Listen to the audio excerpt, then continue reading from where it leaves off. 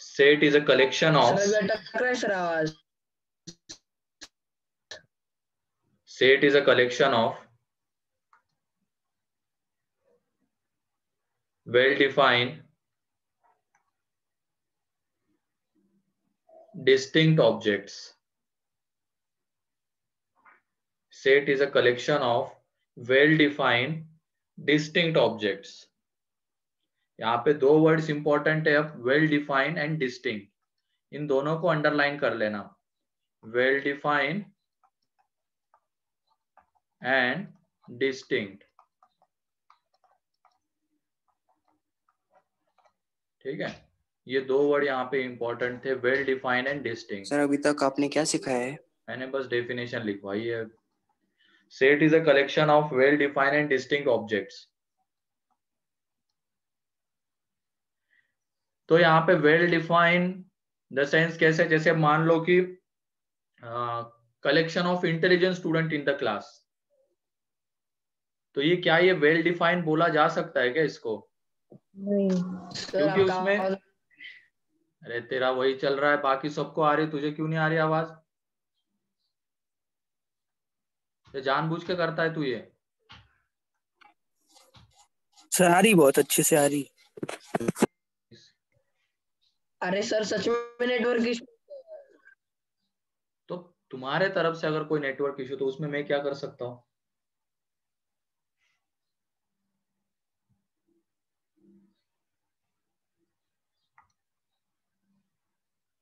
हाँ, तो लिखो इसमें वेल डिफाइंड. अब इंटेलिजेंट स्टूडेंट का क्राइटेरिया हर एक के लिए अलग अलग होगा. जैसे मान लो कि किसी के लिए 90% प्लस वाले इंटेलिजेंट है, किसी के लिए 80% प्लस वाले इंटेलिजेंट है, तो दोनों के लिए क्राइटेरिया अलग अलग हो गया ना.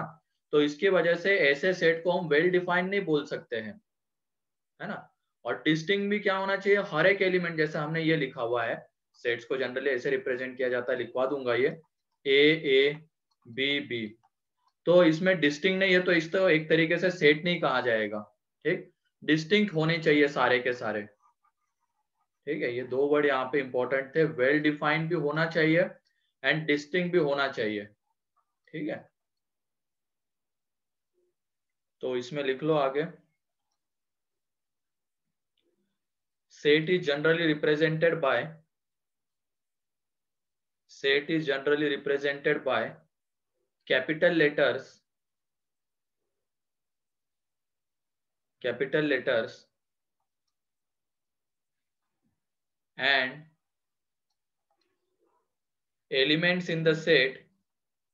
capital letters and elements in the set is represented by small letters.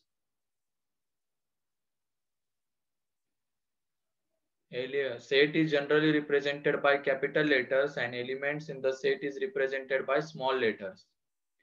वो दूसरा पॉइंट था.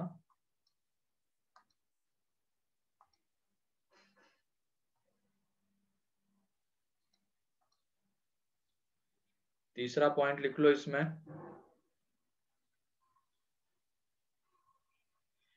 If element A, small a, belongs to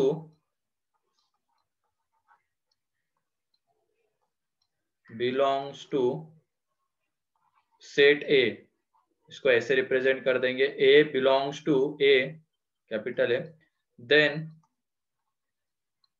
या तो प्रेजेंट इन लिख लो. If small a is present in A, is present in A, then it is represented as A belongs to A. ये belongs to का sign है. If A is present in A, then it is represented as A belongs to A. And if A is not present,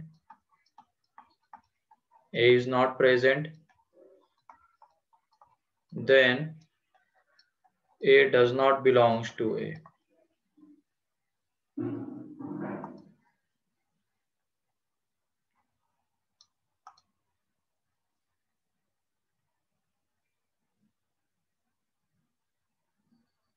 तो 3-4 और point sir हो। Set से ज्यादा question भी नहीं आते ना सर? कुछ नहीं आता है सेट से। सर फिर क्यों पढ़ा रहे हो सर? टाइम कोई नहीं, जा रहा है। अभी लिखो तुम तो डेफिनेशन लिखो, आगे एक आध दो कंसेप्ट आगे यूज होते इसके, है ना। चांसेस है मेंस में आने के, चांसेस है मेंस में, एडवांस में नहीं आते हैं। जैसे मेंस का टॉपिक है सेट्स। पहले तो क्या है, set is collection of well defined and distinct objects. ये तो है, वहां पे वेल डिफाइंड एंड दो वर्ड इंपॉर्टेंट है, वेल डिफाइंड एंड डिस्टिंक्ट भी होने चाहिए। तो ऐसे कलेक्शन को हम कहते हैं सेट्स। फिर उसके बाद सेट को अगर रिप्रेजेंट करना है तो हम यूज करते हैं capital letters, generally capital letters को यूज किया जाता है। एंड सेट के अंदर के एलिमेंट्स को अगर रिप्रेजेंट करना है तो स्मॉल लेटर्स। फिर उसके बाद मान लो कि ये A is present in capital A, then इसको हम कैसे लिखेंगे, ए बिलोंग्स टू ए, इस तरीके से लिखेंगे। And if A is not present in A, then इसको ऐसे लिखेंगे, A does not belongs to A. ठीक है। फिर उसके बाद लिखो next, methods to represent sets, methods to write set और represent set, methods to represent set.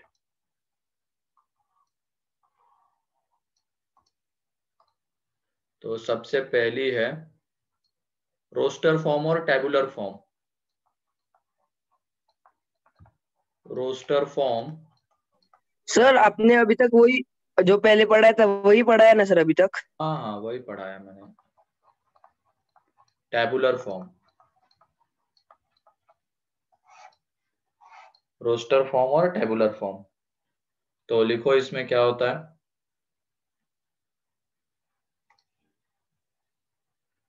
हाँ तो 9th में पढ़ा है तो अभी लिख लो, इसमें भी है ये रोस्टर फॉर्म और टेबुलर फॉर्म। तो लिखो इसमें, इन दिस मेथड और form,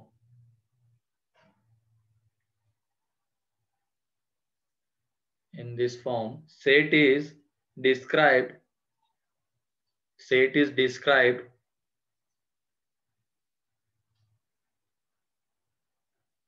set is described by listing, by listing the elements, by listing the elements separated by commas, by listing the elements separated by commas and enclosed by curly bracket, enclosed by curly bracket।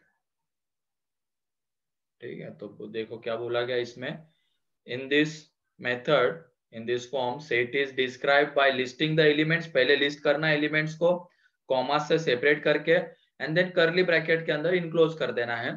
तो example ले लेते हैं, collection of natural numbers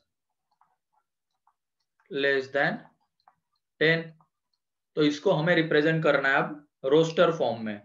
तो वो कैसे करेंगे, इस तरीके से, 10 से छोटे नेचुरल नंबर्स कौन से, पहले ये 1 2 3 4 5 6 7 8 9।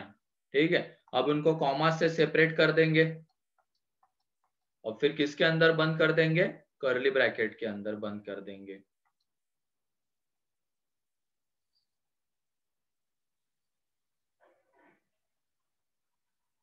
रेजो ऐप से अभी तो कुछ नहीं करना है।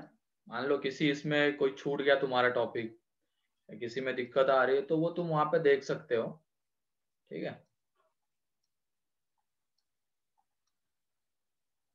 तो ये एक तरीके से रोस्टर फॉर्म हो गया। ठीक, फिर उसके बाद सेकंड है set builder form.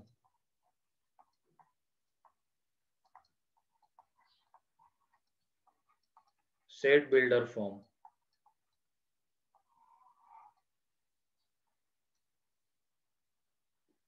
in this form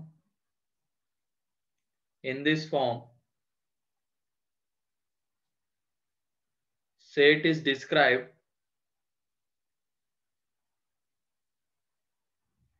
set is described by writing the property. Set is described by writing the property which gives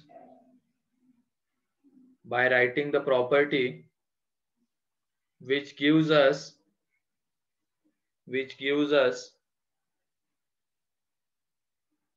all the elements of set. मतलब इसमें प्रॉपर्टी को लिखना है. इसमें क्या है, एलिमेंट्स को लिखते थे हम, इसमें उसकी प्रॉपर्टी को लिखेंगे. ठीक है, सेट बिल्डर फॉर्म में. तो फॉर एग्जांपल ये है, मान लो कोई एक सेट लिखना है, नेचुरल नंबर लेस देन, तो इसको ऐसे लिखते हैं. एक वेरिएबल लेते हैं हम, तो जनरली वो एक्स ही होता है. एक्स सच दैट, इसको ऐसे रीड करते हैं, एक्स सच दैट. मान लो इसी को हमें सेट बिल्डर फॉर्म में लिखना है, ये जो हमने लिखा हुआ है ना अभी, इसी को सेट बिल्डर फॉर्म में लिखना है. तो यहाँ पे आ जाएगा x belongs to natural number. x कैसा है, नेचुरल नंबर है, एंड x किससे छोटा है, लेस देन 10. तो इस तरीके से हम उसको सेट बिल्डर फॉर्म में रिप्रेजेंट कर सकते हैं. ठीक है, प्रॉपर्टी से रिप्रेजेंट कर दिया. और रोस्टर फॉर्म में क्या है, एलिमेंट्स को लिखना है, separated by commas and enclose in curly bracket. लेकिन इसमें सेट बिल्डर फॉर्म में प्रॉपर्टी को लिखना है. ठीक है,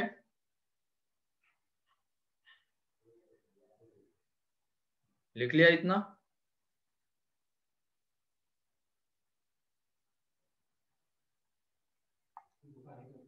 यस सर. चलो फिर आ जाओ, क्वेश्चन लिखो अब इसके. Convert the following sets into roster form. तो पहला है x such that x belongs to whole number and x is less than or equal to 5.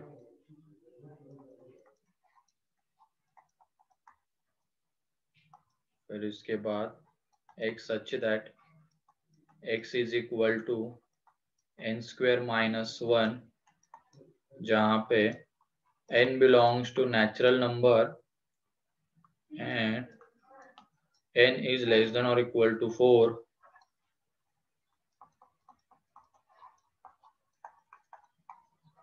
कभी कभी ऐसा भी लिखा हुआ मिल सकता है डायरेक्टली, यहाँ पे प्रॉपर्टी, वेरिएबल की जगह पे ही प्रॉपर्टी लिखी हुई भी मिल सकती है. x³ minus 1 such that x belongs to natural number and x less than or equal to 5.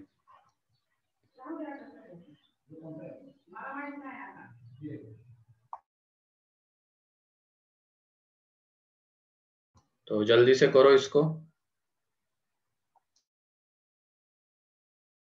हो गया. हो गया सर. तीनों हो गए. Yes sir. चलो, तो ये भी याद Yes, रखना, वेरिएबल की जगह पे डायरेक्टली प्रॉपर्टी भी लिखी हुई हो सकती है, कोई दिक्कत नहीं उसमें, है ना. तो इसमें अब तुम बताओ कि पहले वाले में क्या क्या एलिमेंट्स आएंगे. पहला जो था रोस्टर फॉर्म में 0 to लिखना, 5. 0 0 to 1 5. 2 3 4 5. ठीक है, फिर दूसरे वाले में बताओ. 0 3 8 15.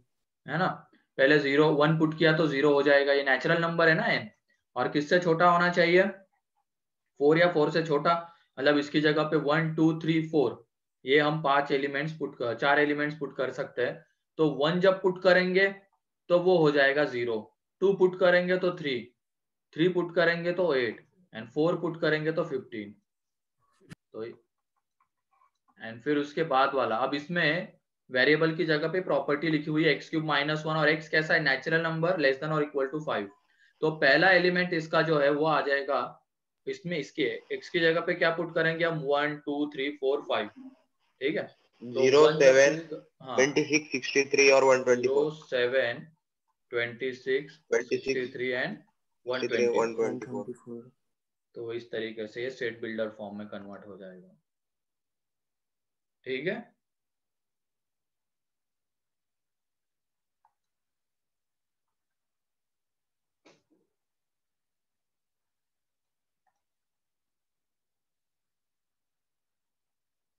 बता देना हो जाए तो। ये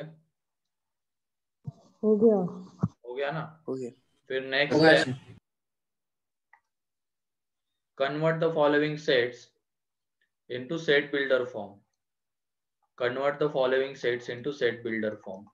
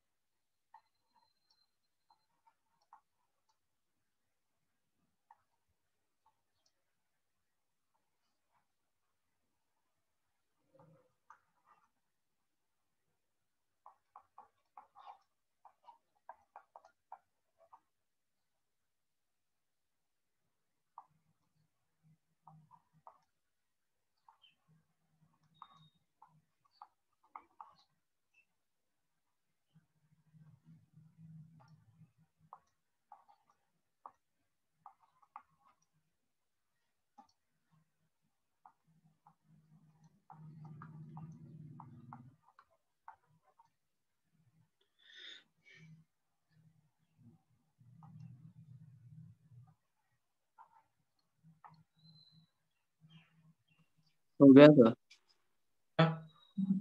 पहले वाले में बताओ। Done sir. First prime number, क्या?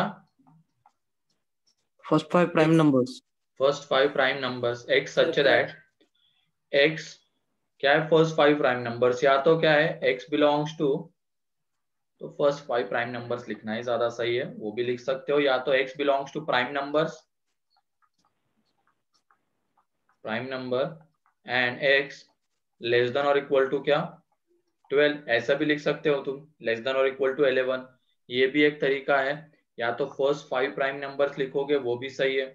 ठीक, ऑप्शन के अकॉर्डिंगली तुम बढ़ना, इसमें ऑप्शन जैसा होगा। फर्स्ट 5 प्राइम तो नंबर। प्राइम नंबर को किससे डिनोट करते हैं? हाँ, प्राइम नंबर के लिए कोई नोटेशन नहीं है ऐसा, ठीक है, प्राइम नंबर ही बोलते हैं। फर्स्ट 5 प्राइम नंबर्स,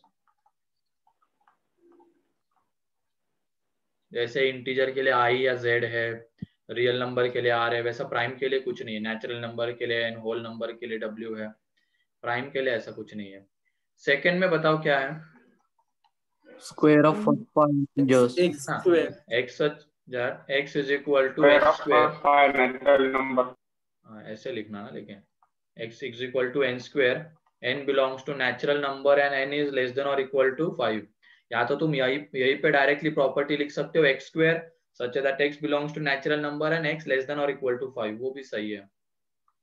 यहाँ पे square of first odd numbers, odd numbers का है ना, ऑड नेचुरल नंबर्स का प्रोडक्ट, तो यहाँ पे ये ऐसे लिखते हैं यहाँ पे 2x माइनस 1 का होल स्क्वायर, ठीक, और यहाँ पे x बिलोंग्स टू क्या नेचुरल नंबर्स एंड x क्या आ जाएगा लेस देन और इक्वल टू, बताओ 5, लेस देन 5, 6। अरे 9 थोड़ी, इसमें देखो ना, आप 1 पुट करोगे तो 2 माइनस 1 तो 1 का स्क्वायर, 2 पुट करोगे तो 4 माइनस 1 3 का स्क्वायर, 3 पुट करोगे तो 5 का स्क्वायर, 4 पुट करोगे तो 49 का स्क्वायर है ना, एंड 5 पुट करोगे तो 9 का स्क्वायर, तो ऐसे है ये। ठीक सर, वो दूसरे टाइप से आपने जो बोला उससे भी लिख सकते हैं ना? उससे भी लिख सकते हो। या एक अगला बताओ क्या है, बताओ।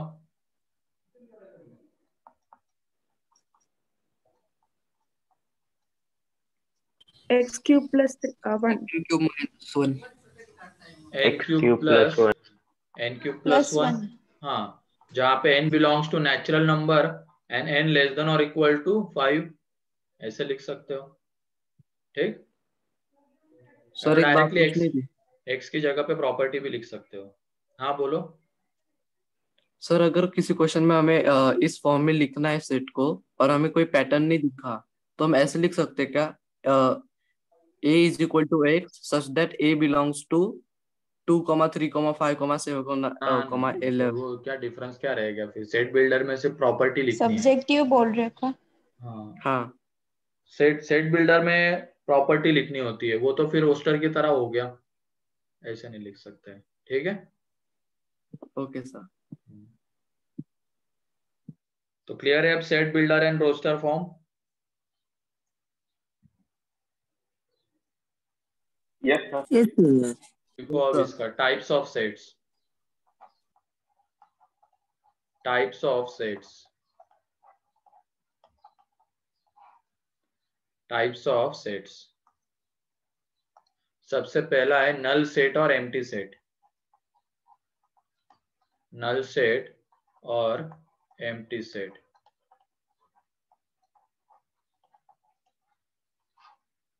ठीक है, तो लिखो इसमें, if no element is present in set, if no element is present in set, then it is called as null set or empty set. If no element is present in set, then it is called as null set or empty set, and it is represented by this. इसके अंदर कुछ भी नहीं, मतलब 0 element है, या तो 5 मतलब भी क्या होता है, एक तरीके से एम्प्टी सेट। रिपीट करो तो। इसको दो तरीके से रिप्रेजेंट कर सकते हैं, एक तो ये वाला या तो ये।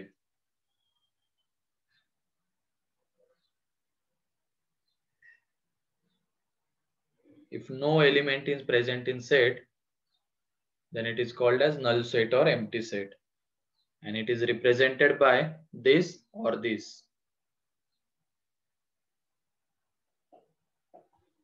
ठीक है,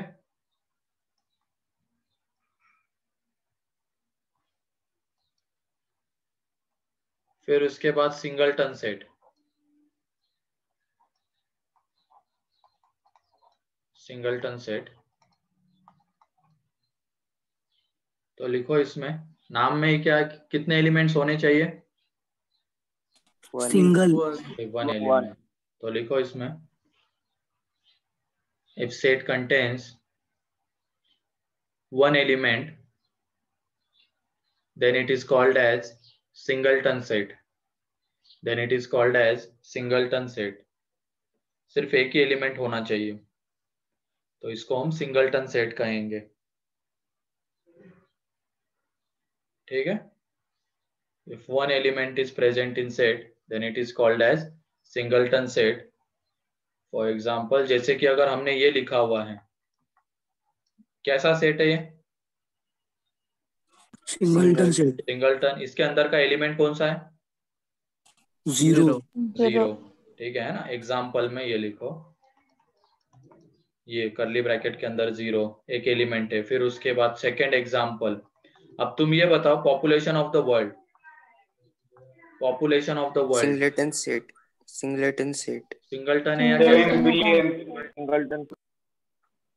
कैसे सिंगलटन सेट? कैसे? पूरा नंबर अगर हम एक साथ लिखेंगे तो। हाँ, पॉपुलेशन ऑफ द वर्ल्ड मतलब एक नंबर रहेगा ना, वो जितनी भी वो Yes. पॉपुलेशन है, तो एक तरीके से वो क्या है, सिंगलटन सेट। एग्जाम्पल में लिख लो, पॉपुलेशन ऑफ द वर्ल्ड। अगर इसको सेट में लिखना है तो एक तरीके से वो सिंगलटन सेट आता है। सर हाँ, सर वो पॉपुलेशन ऑफ द वर्ल्ड मतलब वो सेट ही नहीं रहेगा ना? क्यों? सेट तो वेल डिफाइंड होता है तो और पॉपुलेशन तो वेरी करती है। अबे कहाँ से वेरी करती है? अब उस इंस्टेंट पे पूरे तो वर्ल्ड जब, की अब पॉपुलेशन मान लो देखी तो है। 10 मिनट बाद थोड़ी ना गिनने वाला है, मान लो बच्चे पैदा हो गए 10, उस इंस्टेंट पे जो गिनेगा वही तो एक नंबर फिक्स आएगा ना। अब काउंटिंग ऑफ ठीक है स्टार्स सर। थोड़ी बोल रहा हूँ मैं तुझे। वैसे भी वो भी एक सिंगलटन आ सकता है, क्योंकि अगर मान लो जिस गिन पाए कोई, ठीक है, लेकिन पॉपुलेशन ऑफ द वर्ल्ड तो गिनी जाती है। ठीक, ठीक है सर। ये नहीं तो आज उठ के देखा तो ये, कल उठ के देखा तो बढ़ गए, फिर वो उसके अकॉर्डिंगली नंबर भी तो चेंज होगा। Population of the world. फिर उसके बाद third, finite set. Finite set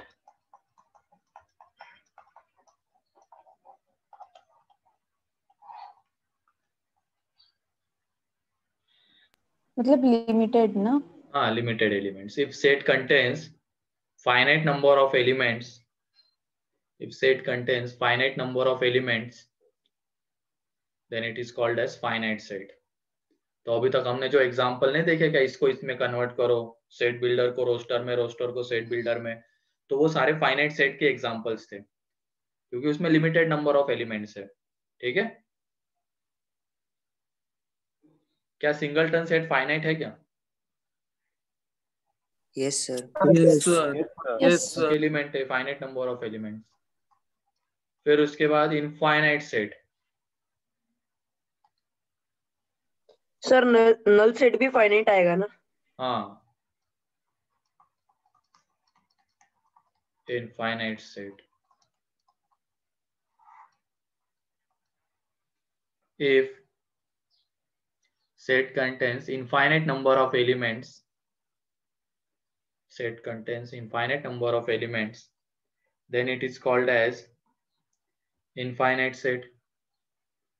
Then it is called as infinite set. Example में क्या है? X, such that X belongs to क्या? Natural number, है ना? Whole number, integers, real numbers, ये सारे infinite set के एग्जाम्पल्स है, क्योंकि इसमें infinite elements है, 1 2 3 4 5 अप टू इंफिनिटी। तो एक तरीके से एग्जाम्पल हो गया उसका। ठीक है, फिर हमने वो जो देखा है, टाइम नंबर पे आएगा ना? हाँ, जो भी तुम लेना चाहो जिसमें Infinite. काउंटिंग बढ़ती जाती है, तो वो एक तरीके से इनफाइनाइट सेट आ जाएंगे। जैसे हमने ये देखा था, क्लोज 2 to 3, ये कैसा सेट है? ये भी एक सेट ही है, इनफाइनाइट। इनफाइनाइट, है ना? बस इसका हाँ, मीनिंग क्या रहता है? 3 तरीके के फॉर्म देखे थे ना हमने, curly bracket 2 3, open bracket 2 to 3 and close bracket 2 to 3। अब इसमें से बताओ फाइनाइट सेट कौन सा है? फाइनाइट कौन सा है? फाइनाइट फर्स्ट वाला, First one and पहला first वाला one. सेकंड फाइनाइट, वाला, फर्स्ट वाला। पहला वाला। बाकी बाकी दोनों दोनों कैसे है? इनफाइनाइट। क्योंकि ये 2 to 3 का मीनिंग क्या होता है? फ्रॉम 2 to 3 इसके बीच के सारे एलिमेंट्स आ जाएंगे, 2 and 3 के बीच के, एंड 2 and 3 के बीच में इनफाइनाइट नंबर्स होते हैं, रियल नंबर्स होते हैं 2 and 3 के बीच और में। सर, हाँ, सर अगर वही अगर 2 3 4 होता तो फिर वो फाइनाइट हो जाता ना? कौन सा?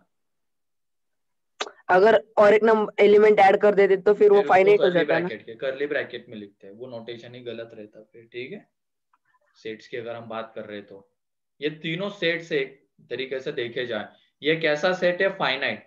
ये कैसा सेट है? इनफाइनाइट। और इसका मीनिंग क्या रहता है? 2 and 3 को भी इंक्लूड करना है, उसके बीच के सारे एलिमेंट्स, तो टोटल एलिमेंट्स कितने हैं? इनफाइनाइट। ठीक है, तो ये भी एक तरीके से इनफाइनाइट सेट है। तो लिख लेना सर, एग्जांपल। हाँ, सर मतलब अगर 3 एलिमेंट है तो उन्हें कर्ली ब्रैकेट में नहीं लिख सकते? कर्ली ब्रैकेट में लिखना है उसको, 3 एलिमेंट्स है सिर्फ तो।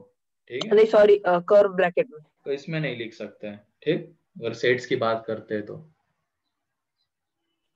सर हाँ, सर अगर किसी सेट में इंफिनिटी का सिंबल है तो वो सिंगलटन में आएगा, सिंगलटन फाइनाइट में आएगा कि इनफाइनाइट में? सिंगलटन फाइनाइट, सिर्फ इंफिनिटी लिखा हुआ है ना इस तरीके से, हाँ सर। तो हाँ सर। सिंगलटन सेट है, क्योंकि इंफिनिटी एक एलिमेंट ही तो है, भले नॉट डिफाइन हो। यहाँ पे इसको एक एलिमेंट की तरह ट्रीट करेंगे, ऐसे कहीं ओके सर। पूछेगा नहीं इसको, एक एलिमेंट दिख रहा है तो।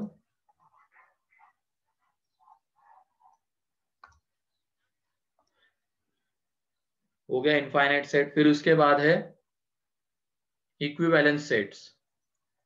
इक्विवेलेंस, पहले ये लिख लो, ऑर्डर ऑफ सेट लिख लो इसके पहले, ऑर्डर ऑफ सेट। टाइप के बाद order of set.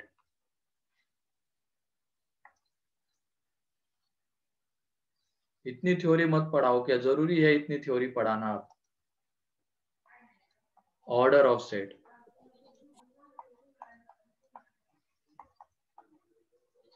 Order of set. तो लिखो इसमें number of elements in set, number of elements in set is called as number of elements in set is called as its order.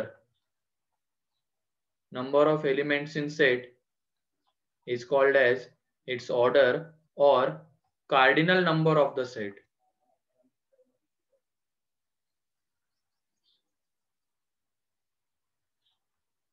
Order of set.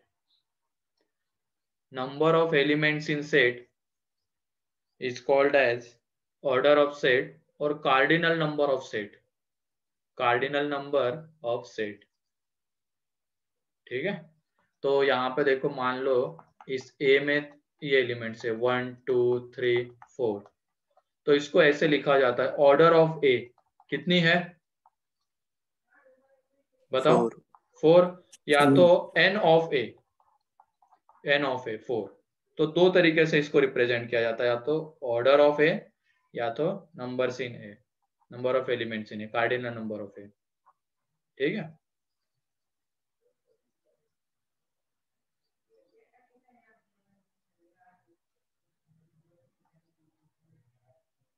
हो गया?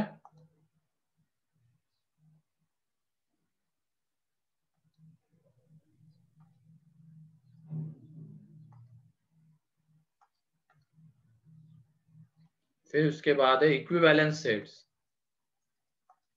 Equivalence sets,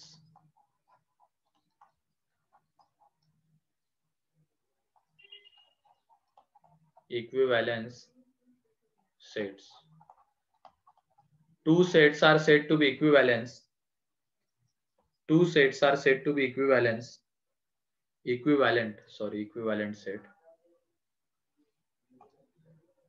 Equivalent set. Two sets are said to be equivalent.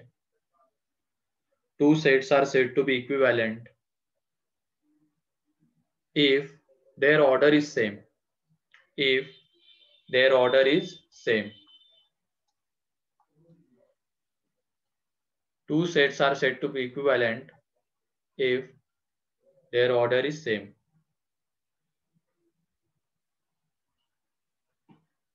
Two sets are said to be equivalent if their order is same. तो यहाँ पे ये है A में है 1 2 3 4 5 element, ये है एलिमेंट्स, एंड B सेट है, उसमें एलिमेंट्स है A B C D। क्या ये दोनों इक्विवेलेंस है क्या? इक्विवेलेंट? हाँ सर, है ना? यहाँ पे order of A 4, order of B भी कितनी है 4, तो ये दोनों सेट कैसे है? इक्विवेलेंट सेट है, इक्विवेलेंट सेट्स। ठीक? फिर उसके बाद इक्वल सेट्स, इक्वल सेट्स,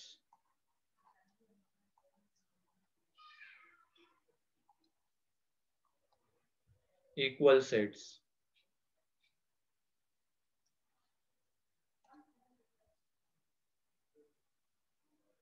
तो लिखो इसमें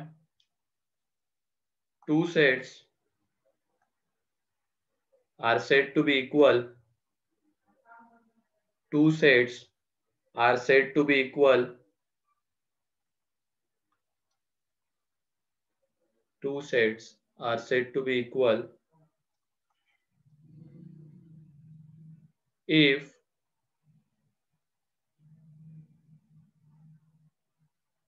their order is same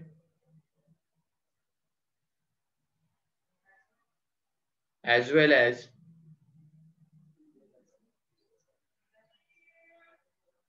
elements present in both the sets are same,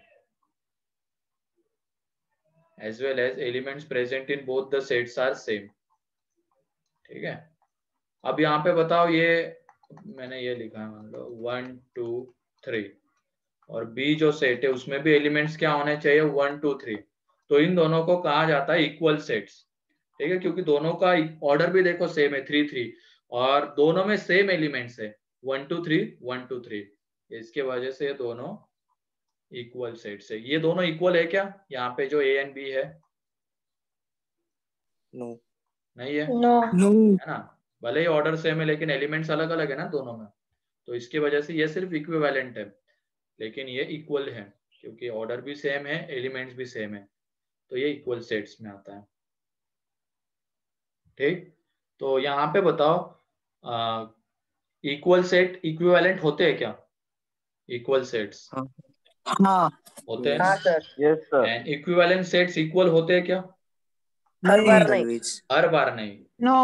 हर बार पर नहीं। नहीं होती। हाँ तो लिखो इसमें, पॉइंट लिखो, equal sets are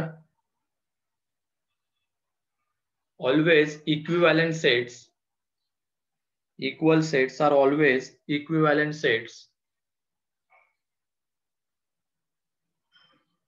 but converse is not always true. Equal sets are always equivalent sets, but converse is not always true. Converse is not always true. उसका उल्टा हमेशा सही नहीं रहेगा, ठीक है।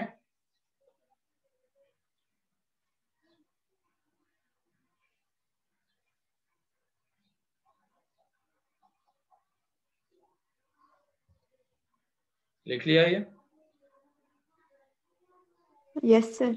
उसके बाद अब आ जाओ subset and superset. Subset and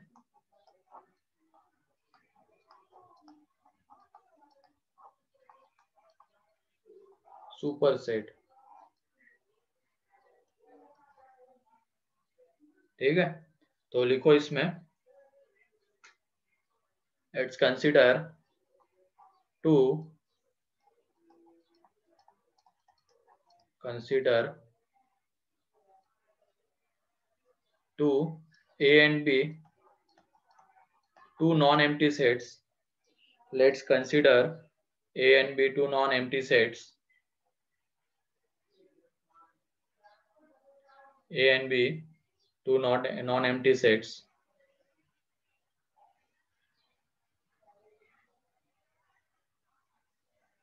Let's consider A and B two non-empty sets.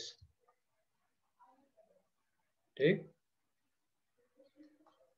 तो अब लिखो इसमें, if every element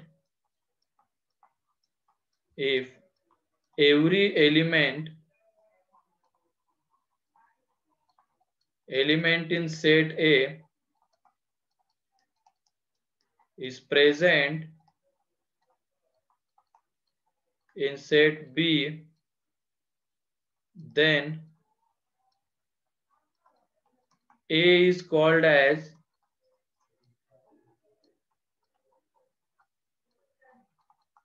subset of B and B is called as superset of A, ठीक है। अगर every element of set A is present in set B, then A is called as subset of B and B is called as superset of A,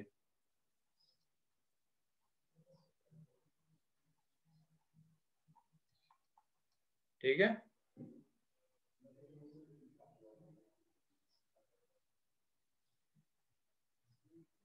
लिख लिया ये?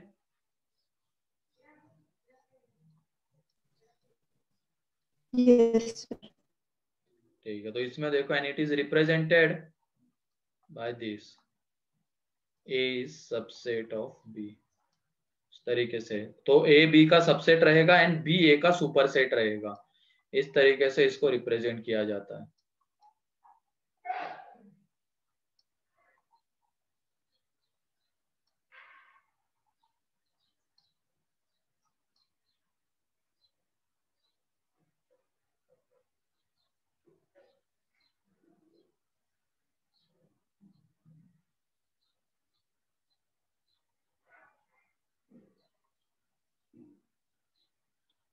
लिख लिया?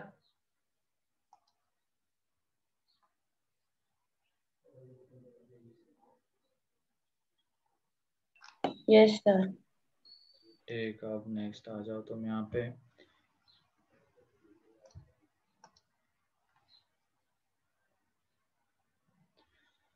तो यहाँ पे हमें नोटेशन देना है बीच में सबसेट वाला।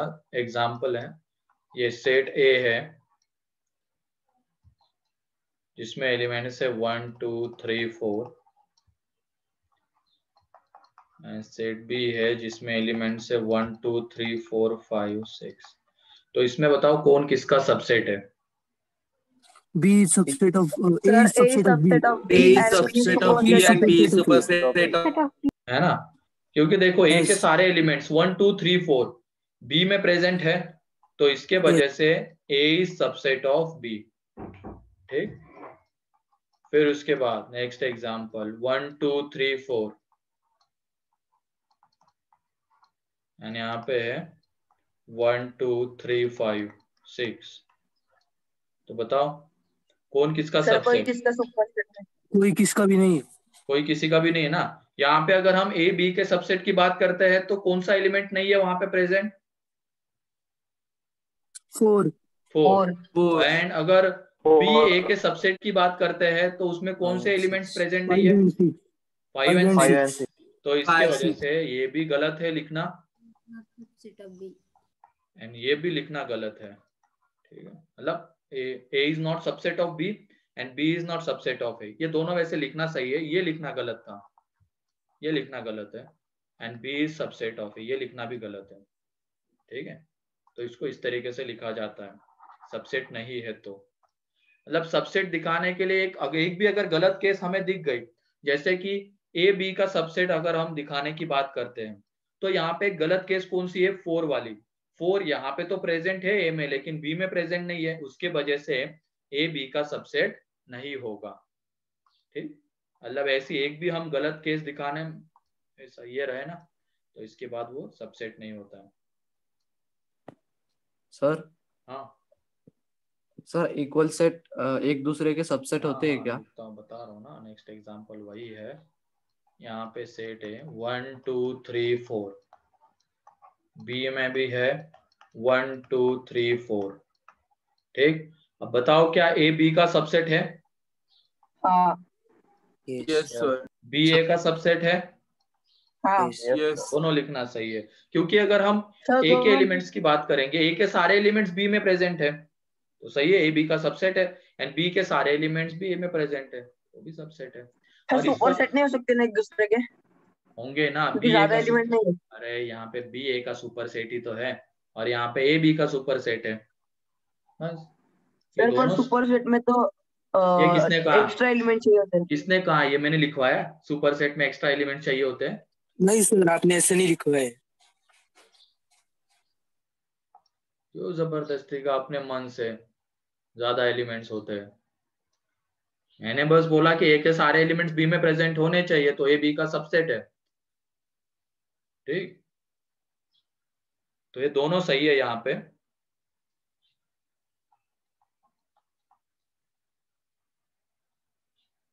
ठीक है, तो इसके बाद कुछ पॉइंट्स लिख लो तुम, क्योंकि यहाँ पे दो नोटेशन आते हैं, एक तो ये वाला, ये सर वाला। 1 मिनट रुकोगे?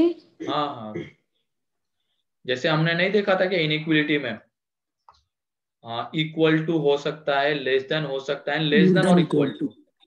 इक्वल टू मीन्स दोनों इक्वल, लेस देन, और ये लेस देन और इक्वल टू में क्या होता है बताओ?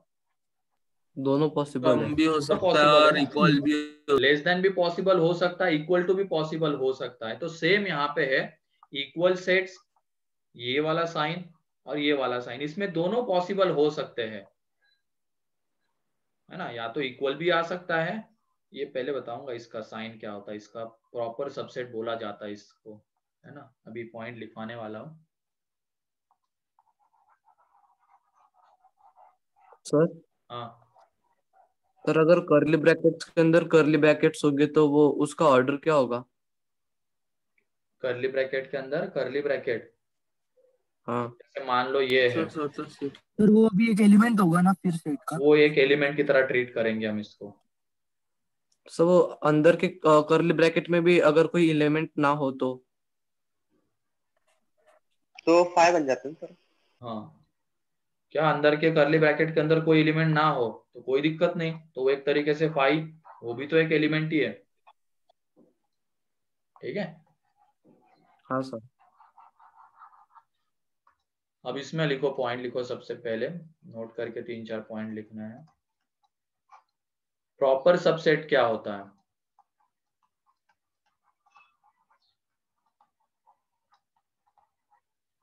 Proper subset,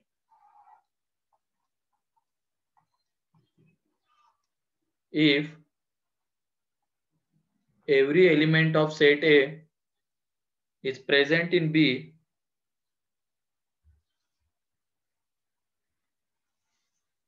every element of set A is present in set B,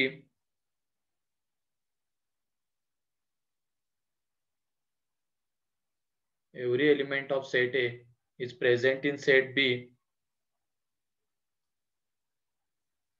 and A equal to B is not possible.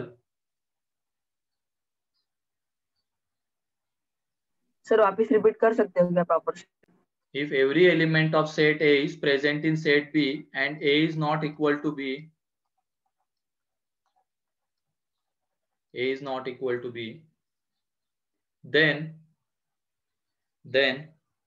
A is called as proper subset of B. A is called as proper subset of B. मतलब ये example है वहां पे, and it is represented by this. ठीक है, इस sign से represent कर सकते हैं। एग्जाम्पल क्या है? A में एलिमेंट्स 1 2 3 4 एंड B में एलिमेंट्स 1 2 3 4 हो सकते हैं क्या? और भी तो एलिमेंट्स होने चाहिए ना, क्योंकि A not equal to B है तो B में एलिमेंट्स थोड़े ज्यादा होने चाहिए। ठीक है, अब इसमें देखो A B का सबसेट है क्या? हाँ सर। A के सारे एलिमेंट्स B में प्रेजेंट है ना, लेकिन क्या A इक्वल टू B आ सकता है क्या? नो नहीं आ सकता है, तो इसमें बोला जाएगा A B का प्रॉपर सबसेट है, तो उसका नोटेशन ये है। ठीक, ठीक है।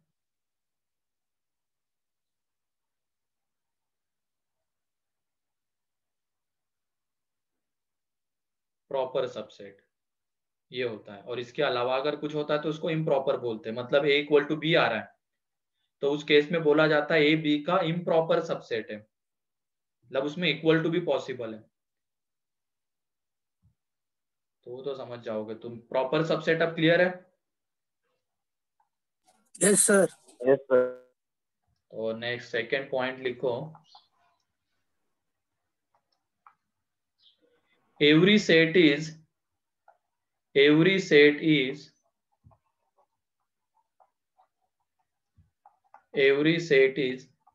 subset of itself. Subset of itself हो सकता है ना पॉसिबल? हर एक सेट अपना खुद का सबसेट हो सकता है।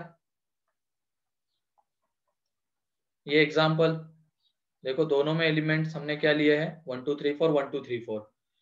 तो एवरी एलिमेंट खुद का सबसेट तो है ही, मतलब एवरी सेट इज ऐसा, एवरी सेट खुद का क्या है? सबसेट है। क्लियर है ये वाला और पॉइंट? अब यस सर।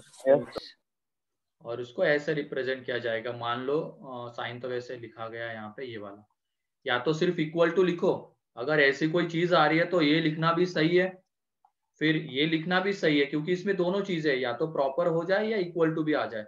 तो इक्वल टू तो आ रहा है, बस इसमें ये लिखना गलत है, ये लिखना ऐसे एग्जाम्पल्स में गलत हो जाएगा। इस तरीके से रिप्रेजेंट करना उसको, तुम इससे रिप्रेजेंट करोगे सही है, इससे रिप्रेजेंट करोगे ये सही है, लेकिन जब इससे रिप्रेजेंट करने जाओगे ये गलत है। ठीक,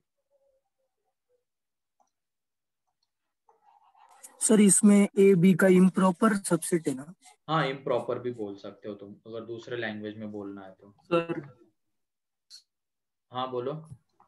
सर हम लोग ने जब फर्स्ट एग्जांपल लिया था वो प्रॉपर सबसेट का एग्जांपल ले सकते हैं ना? कौन सा? हाँ, ये पहला वाला प्रॉपर सेट, इसको ऐसे भी बोला जा सकता है, इसको ऐसे भी रिप्रेजेंट करो, दोनों सही है।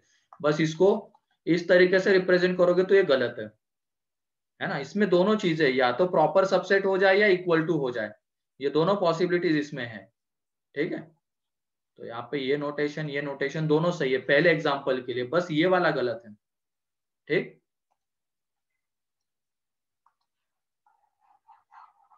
क्लियर है अब ये? Yes sir. Yes yes sir. फिर उसके बाद नल सेट और phi is subset of every set, subset of every set.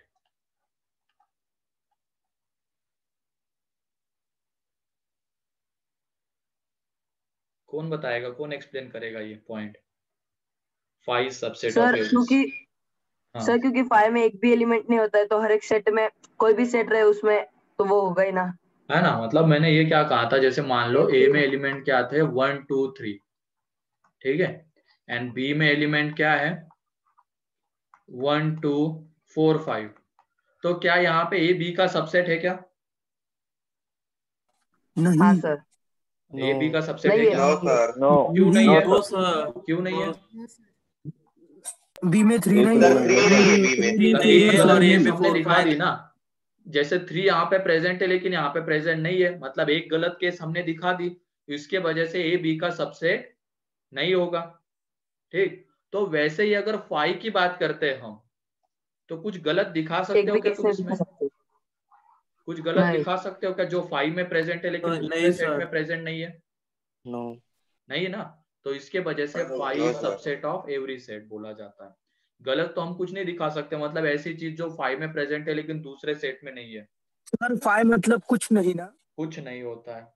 हाँ, तो हर सेट में कुछ नहीं होता है, क्या? उसका मतलब ऐसे ही है ना कि ये 5 दूसरे।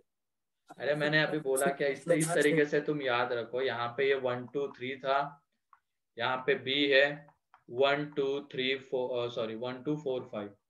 यहाँ पे एक केस ऐसी है जैसे 3 ए में तो प्रेजेंट है लेकिन बी में प्रेजेंट नहीं है, इसकी वजह से ये क्या हो गया, A is not subset of B.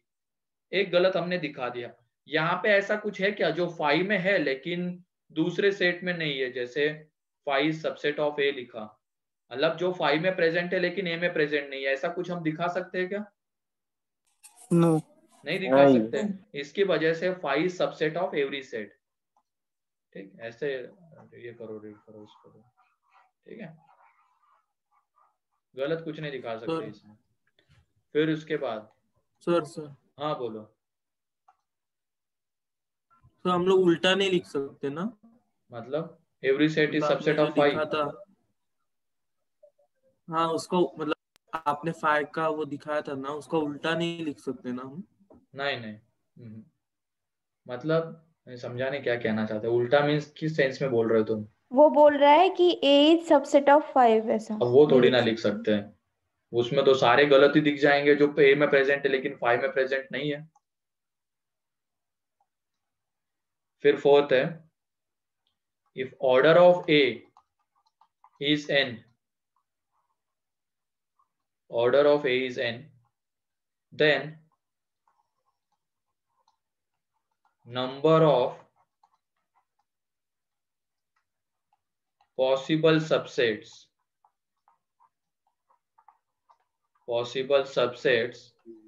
of A is 2 की पावर n, is 2 की पावर n। ठीक है, अब वो कैसे आता है वो एग्जांपल से देख लेते हैं हम, वैसे डायरेक्टली याद रखना इसको। अगर order of n A is n है, मतलब ए में n एलिमेंट्स है, then number of possible subset of A is 2 की पावर n। तो यहाँ देखो, अब ए में एलिमेंट्स हम मान के चलते हैं जैसे 1 2, तो इसमें 5 ए का सबसेट होगा, है ना। फिर उसके बाद करली ब्रैकेट 1 होगा क्या सबसेट? होगा ना सर। हाँ यस करली सर। Bracket 2, yes sir. करली ब्रैकेट हाँ 1 होगा। Bracket 2, 1 and 2। है ना, ये चारों इसके सबसेट है ना। फाइव तो subset of every set is subset of itself, ये दोनों तो आ ही जाएंगे। इसमें देखो अब वन वन यहाँ पे प्रेजेंट है, वो इसमें भी प्रेजेंट है, इसके वजह से ये इसका क्या आ जाएगा सबसेट। टू इसमें प्रेजेंट, यहाँ पे भी प्रेजेंट है, तो ये वाला सेट भी इसका क्या आ जाएगा सबसेट। ठीक है, अब उसके बाद इसकी बात करते हैं। इसमें 3 एलिमेंट्स है 1 2 3। ठीक, एक तो क्या आ जाएगा 5, फिर एक एक एलिमेंट लेंगे, करली ब्रैकेट 1 करली 1 ब्रैकेट 2 2 3 करली ब्रैकेट 3। ठीक, फिर उसके फिर बाद दो 1 2 एलिमेंट्स की 1 बात 3 करेंगे, करली 1 ब्रैकेट 2 2 3 2 3 2 1 3 1 2 3, फिर उसके बाद करली ब्रैकेट 1 2 3। 1 2 3। तो इतने पॉसिबल सबसेट है इसके, है ना। इसमें से कोई भी बोलोगे क्या इसका सबसेट है क्या, तो हाँ है ना। 5 इसका सबसेट है, करली ब्रैकेट 1 इसका सबसेट है। तो ये कितने हैं टोटल बताओ। 8। यहाँ पे कितने 4, मतलब 2 एलिमेंट है तो 4 सबसेट, 3 एलिमेंट है तो 8 सबसेट। तो पैटर्न पता है ना, 2 की पावर 2 2 की पावर 3, ऐसे अगर 4 एलिमेंट्स रहेंगे तो कितने सबसेट आ जाएंगे 2 की पावर 4। 16। हाँ, तो इस तरीके से, और वो सबसेट कौन से आते हैं इस एग्जांपल से वो भी पता चल जाता है हमें। तो लिख लो इसको एग्जांपल के फॉर्म पे, सबसेट्स कितने आते हैं। तो 2 की पावर 2, यहाँ से तुम वो फॉर्मूला भी वेरीफाई कर सकते हो 2 की पावर n वाला। ठीक है,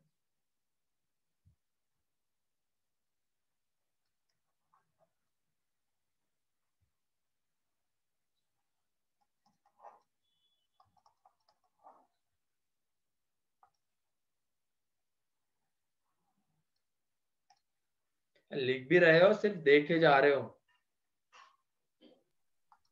देखे लिखा है जा। सर, बस साथ देख साथ में ही रहे लिख रहे थे। लिखा है सर। हो, चलो लिखो, बढ़िया है। सर हाँ बोलो।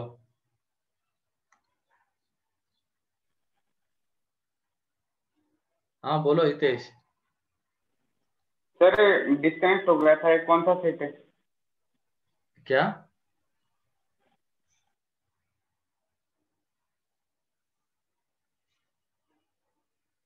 ये कौन सा, क्या बोला। डर गया लगता है। कोई नहीं, चलो देख लेना, रिकॉर्डेड में देख लेना। तो अगर बोला जाएगा सेट कितने हैं तो वो भी हम निकाल सकते हैं अब, और सेट सबसेट्स कौन से सबसेट्स है वो भी हम बता सकते हैं। ठीक है,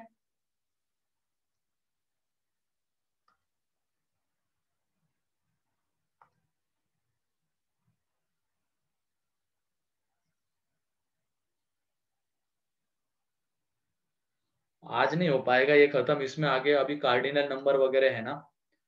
सर इसके बाद सीक्वेंस है ना? हाँ, इसके बाद सीक्वेंस है, सीक्वेंस एंड सीरीज। लिख लिया ये अब। बाद तो कितने सबसेट्स होंगे ये भी हम बता सकते हैं, और कौन से होंगे वो भी हम बता सकते हैं। ठीक है, बता सकते हो ना आप। हाँ यस सर। सर। ठीक है, फिर उसके बाद ये 2 की पावर n तो टोटल नंबर ऑफ सबसेट्स हो गए। इसी में 5वां point, if order of a is n then number of proper subsets कितने होंगे। 7। 7 थोड़ी, इसमें बताओ ना, ऑर्डर n है। अच्छा sorry n minus 2 raise to n minus 1। 2 की पावर n टोटल में -1, -1। क्योंकि यहाँ पे देखो ये जो सेट आता है, ये सेट इसका प्रॉपर सबसेट नहीं होगा। ठीक है, ये जो सेट आता है इसका प्रॉपर सबसेट नहीं होगा, मतलब हम पहले क्या निकालेंगे, टोटल नंबर ऑफ सबसेट्स निकाल लेंगे 2 की पावर n से, और उसमें से क्या माइनस कर देंगे 1, है ना। क्योंकि ये जो सेट है, every set is not proper subset of itself, इसके वजह से वो 2 की पावर n -1। सर वो लिखा हुआ दिखाओ ना। नंबर ऑफ प्रॉपर सबसेट्स, एक वो जो 1 हटा रहे हम वो कौन सा है, क्योंकि एवरी सेट का तो इम्प्रॉपर सबसेट सबसेट। होता है, लेकिन वो प्रॉपर सबसेट नहीं होता है खुद का। प्रॉपर सबसेट होने के लिए क्या होना चाहिए, सारे एलिमेंट्स तो प्रेजेंट होने चाहिए लेकिन इक्वल टू नहीं होना चाहिए।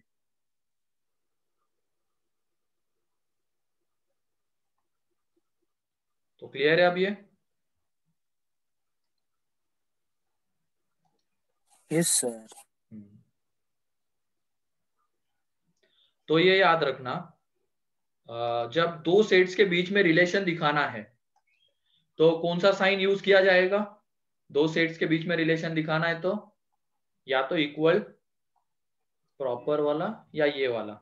दो सेट्स के बीच में अगर रिलेशन दिखाना है तो, और एलिमेंट एंड सेट के बीच में रिलेशन दिखाना है, एलिमेंट एंड सेट, तो इसके लिए बिलोंग्स टू का साइन यूज किया जाएगा।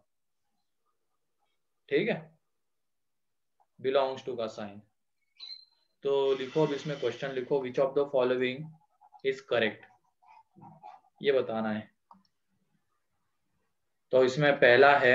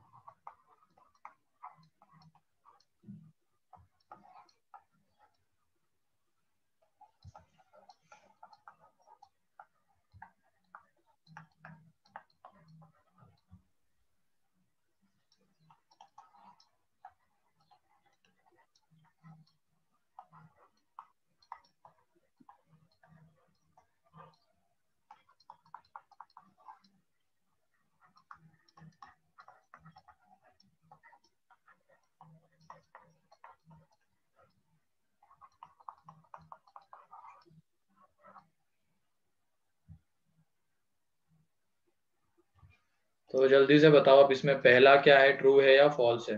करेक्ट है। ट्रू फॉल्स के टर्म्स में लिखते हैं। पहला बताओ। ट्रू। ट्रू।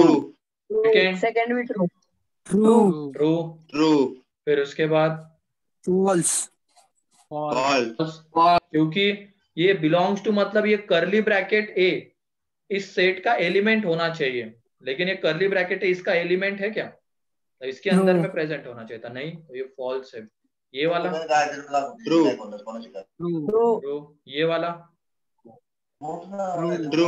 ट्रू, क्योंकि देखो करली ब्रैकेट है एलिमेंट के तौर पे, जब भी बिलोंग्स टू का साइन आएगा तो ये एलिमेंट और ये सेट की तरह रीड करेंगे, तो करली ब्रैकेट इस सेट में प्रेजेंट होना चाहिए, तो देखो है, तो ये कैसा है? ट्रू है। ठीक, ये वाला बताओ। अगला ट्रू। ट्रू है। करेक्ट है। अब ये सेट्स की तरह ट्रीट करेंगे हम, क्योंकि बीच में कैसा साइन है? प्रॉपर सबसेट वाला साइन है। तो यहाँ पे देखो इस सेट में एलिमेंट क्या है? ए है। क्या ए यहाँ पे प्रेजेंट है क्या? तो है ना? तो इसकी वजह से ये इसका सबसेट आएगा, तो ये ट्रू है। क्या ये ट्रू है क्या? ट्रू है सर। ट्रू है सर। फॉल्स है या फॉल्स है? फॉल्स है सर। फॉल्स है है ना? सर। फॉल्स। प्रॉपर फॉल्स है सेट सर। लिखा है। फॉल्स है सर, प्रॉपर सेट। वो प्रॉपर सेट है सर, एलिमेंट एक साथ है। हाँ, ये फॉल्स है, क्योंकि प्रॉपर यहाँ सेट पे के साइन है ना। नीचे अगर ये लिखा हुआ रहता तब तो ट्रू था ये, या तो बीच हाँ। में इक्वल टू रहता तब ट्रू था, लेकिन अब कैसा है? गलत है।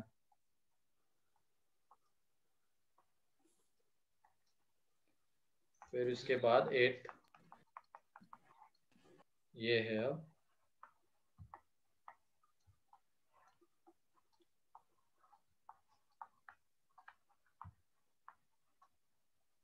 बताओ।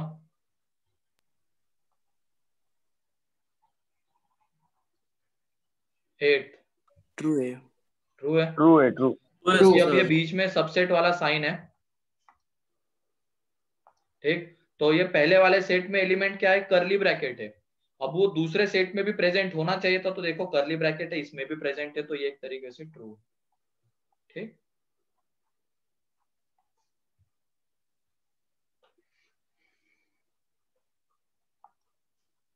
क्लियर है अब ये?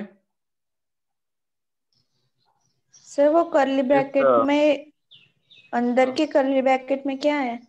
ए है, ए है ना,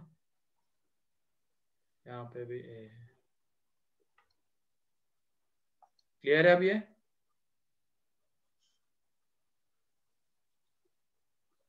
यस सर। तो यहाँ आप नेक्स्ट लिखो, एक नोट करके पॉइंट लिख लो। अगर सेट ये है 1 2 3, सेट भी इसमें भी क्या है 1 2 3, देन इसमें हम लिख सकते हैं या तो A इक्वल टू बी, या तो A इज प्रॉपर सबसेट और इक्वल टू बी। तो इस तरीके से हम इसको रिप्रेजेंट कर सकते हैं। दोनों नोटेशन सही है, लेकिन अगर ये है एंड बी में एलिमेंट्स है 1 2 3 4, तो इसमें क्या है A is subset of B, या तो ये दोनों यहाँ पे सही है, ठीक है। दोनों में से कोई भी एक यहाँ पे लिखा जाएगा तो दोनों सही है, ठीक। लेकिन बस यहाँ पे क्या नहीं लिख सकते, इसमें A इक्वल टू बी नहीं लिख सकते, तो ये लिख लेना। और इसमें क्या नहीं लगा सकते, प्रॉपर सबसेट वाला साइन नहीं लगा सकते हम A और B के बीच में, क्योंकि वो इक्वल टू है। तो क्लियर अब ये? Yes sir. Yes sir. Next लिखो अब power set. Power set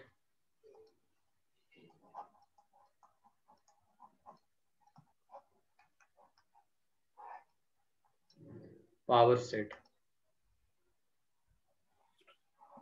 sir पिछला पिछला 1 minute.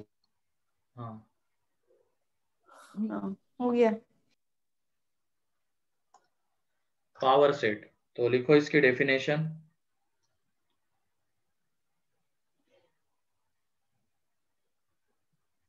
Let A be any set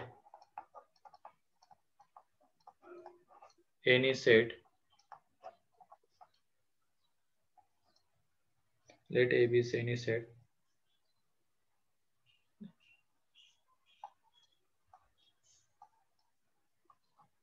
लिखो, फिर इसके बाद फुल स्टॉप देखे। The set of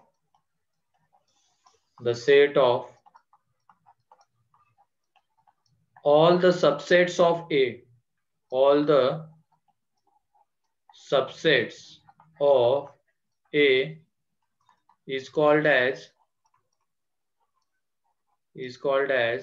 its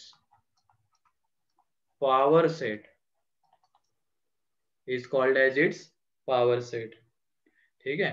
A के जितने भी सबसेट्स है उन सबका एक set is called as power set of A, ठीक है। एग्जाम्पल से क्लियर हो जाएगा अब ये। सेट A मान लो इसमें एलिमेंट्स है 1 2 3, ठीक। अब इसके सबसेट्स बताओ तो तुम क्या क्या आ जाएंगे सबसेट्स? 5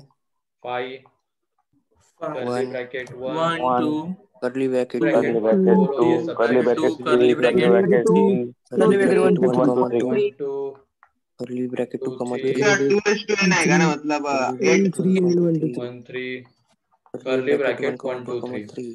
तो ये डेफिनेशन क्या कहती है पावर सेट ऑफ ए के लिए? Set of all the subsets of A, मतलब ये जो सबसेट्स आ रहे हैं इन सबका एक सेट, ये कहलाता है पावर सेट ऑफ ए, और उसको ऐसे रिप्रेजेंट करते हैं पी ऑफ ए से।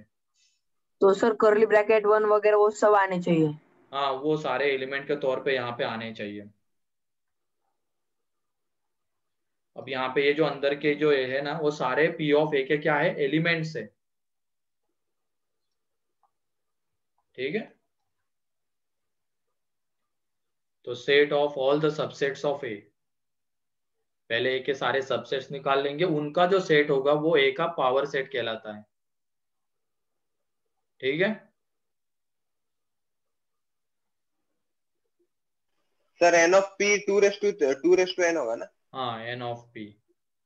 तो यहाँ पे वो भी लिखवाने वाला हूँ नेक्स्ट पॉइंट। अगर मान लो एन ऑफ ए एन है, मतलब एन में जो एलिमेंट्स है वो एन है, तो एन ऑफ पी ऑफ ए कितना होगा? 2:n 2 की पावर एन, है ना, क्योंकि ए के सबसेट्स कितने आएंगे 2 की पावर एन, उतने तो पावर सेट के क्या रहेंगे, उसके एलिमेंट्स रहेंगे, ठीक। तो ये है यहाँ पे। तो क्लियर है अब ये पावर सेट वाला पॉइंट? नहीं सर। क्या नहीं क्लियर इसमें? 2:n बताया ना वो वाला। ए में एलिमेंट्स कितने हैं? यहाँ 3। पे 3। तो इसके नंबर ऑफ सबसेट्स